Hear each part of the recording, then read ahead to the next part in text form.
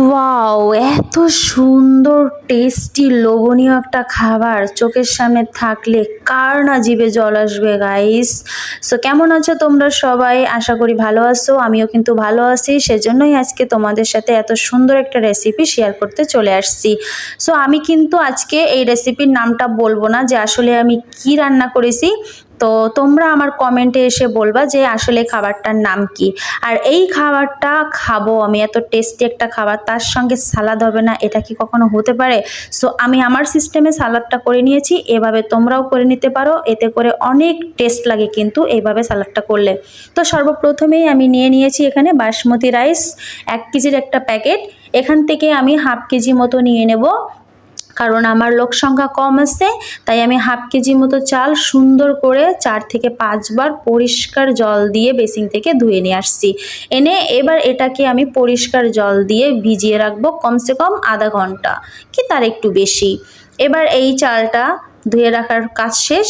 এবার আমি চলে যাব মশলা তৈরি করার জন্য। এখানে আছে গোটা রসুন, টমেটো কুচি, পেঁয়াজ কুচি, মরিচ ফাড়া, ধনেপাতা কুচি, গোল গোল করে কুচি কুচি করে পেঁয়াজ কেটে রাখছি। তারপরে আছে আমার এখানে টক দই, রাঁধুনি গুঁড়া মশলা, বিরিয়ানি গুঁড়া মশলা, কিশমিশ।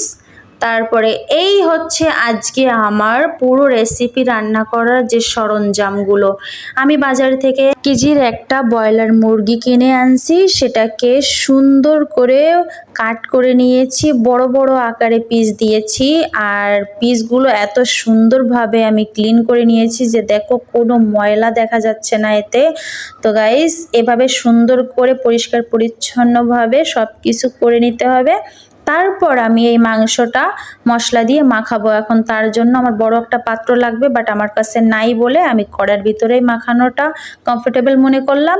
তো আমি কড়ার ভিতরে প্রথমে মাংসটা নিয়ে তাতে লবণ দিয়ে দিয়েছি পরিমাণ মতো, তারপরে হলুদ দিয়ে দিয়েছি, এখন মরিচের গুঁড়া একটু দিয়ে দিলাম। এবার এটাকে আমি সুন্দরভাবে মাখাবো।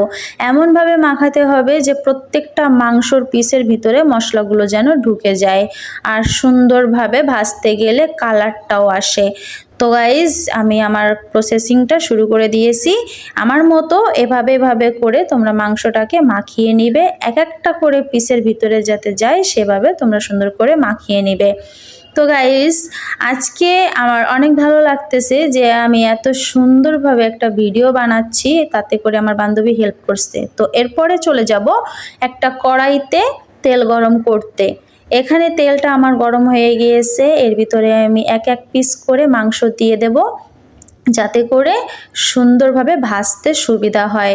আমার মাংসের পরিমাণটা ছিল যেহেতু বেশি, তো আমি মাংসটা 2 ভাগে ভাগ করে অর্ধেকটা আগে ভেজে নিয়ে এসেছি পরিমাণ মতো তেল দিয়ে।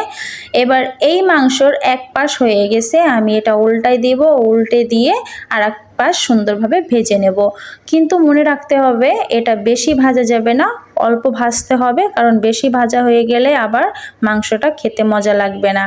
তো গাইজ দেখো, আমার মাংসটা ভাজা হয়ে গেছে আর এত সুন্দর রং আসছে শুধুমাত্র মশলাটা সুন্দরভাবে মাখানোর কারণে। তো আমি এক এক পিস এইভাবে প্লেটে উঠায় নিচ্ছি, যেহেতু ভাজা শেষ। তো আমার এক হাত দিয়ে উঠাতে হচ্ছে, খুব কষ্ট হচ্ছে, কারণ আমার আর এক হাতে ছিল ফোন যেটা দিয়ে আমি ভিডিও করছিলাম। তো এইভাবে করে সব মাংসগুলো ভেজে প্লেটে উঠিয়ে নিতে হবে। এই কাজটা করার পর আমার কড়াইটা খালি, দেখো সব মাংস ভাজা হয়ে গেছে, প্লেটে উঠাই নিয়েছি। এবার সেই তেলের ভিতরে আমি দিয়ে দেব সেই গোটা রসুন। আপনারা চাইলে এটা বেটে দিতে পারেন, কিন্তু আমি গোটা দিয়েছি যেহেতু মুখের ভিতরে পড়লে খুব টেস্ট লাগবে। এখানে দিয়ে দিয়েছি পেঁয়াজ কুচি, মরিচ কুচি দিয়ে আমি সুন্দরভাবে একটু নেড়ে চেড়ে নিব এটাকে। তারপরে আমি গোল করে কুচি করে কাটা পেঁয়াজ, ওটার শেপটা অনেক সুন্দর দেখতে লাগে, তো ওটাও একটু দিয়ে দিয়েছি। তারপরে টমেটো কুচি দিয়ে দিয়েছি, দিয়ে এবার এটাকে আমি সুন্দরভাবে নাড়তে নাড়তে মিক্স করব। এইবার এর ভিতরে দিয়ে দিব রাঁধুনি বিরিয়ানি গুঁড়া মশলাটা, যেটা কিনা খুবই ইম্পর্টেন্ট একটা মশলা, যেটার ভিতরে সব রকম মশলা দেওয়া থাকে। আর রাঁধুনি মশলাটা এখনকার সময়ে সব থেকে টপে আছে, তো আমি এই মশলাটা ইউজ করেছি। এবার এর ভিতরে আমি দিয়ে দেব এখন টক দই।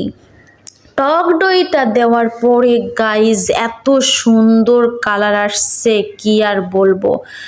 এইবার আমি এটা নেড়ে চেড়ে ভালোভাবে একটু মিক্স করে নেব। তারপরে সেই ভাজা মাংসগুলো আমি এই মিক্সের ভিতরে দিয়ে দেব, মশলা কষানোর ভিতরে দিয়ে দেব।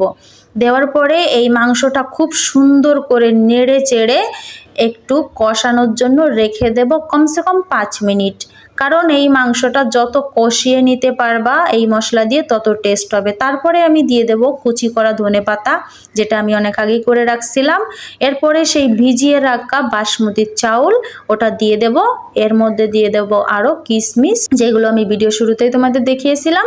এটা দিয়ে সব কিছু এবার মিক্স করতে হবে খুন্তি দিয়ে সুন্দরভাবে। এরপর আমি ভালোভাবে সবগুলো জিনিস কষিয়ে নেওয়ার পরে পরিমাণ মতো জল দিয়েছি, যেটা কিনা আমার একবারে রান্না কমপ্লিট হয়ে যাবে। তোমরা একটা আন্দাজ মতো করে দিয়ে দিবা। সো গাইজ আমার রান্না কমপ্লিট। এটার নাম চিকেন কাবসা।